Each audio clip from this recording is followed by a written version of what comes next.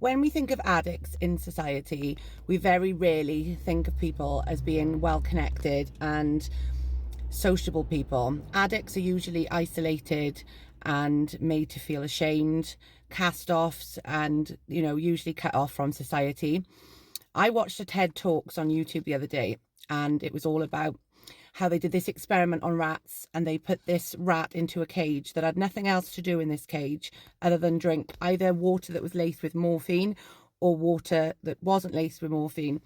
And the rat continuously went back and forth to the water that had the morphine in it because it had nothing else to do. But the same guy put more rats into a different cage, which they called Rat Park or Rat Heaven.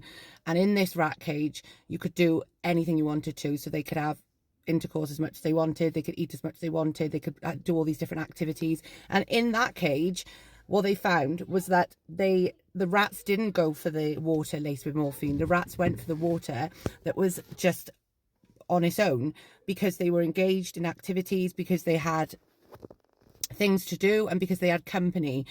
And I think what the message was, what they've said is that Portugal have decriminalised drugs now. So in Portugal, drug rates have dropped massively because they were inclusive of drug addicts in society. They've got programs where they try and get addicts back into work.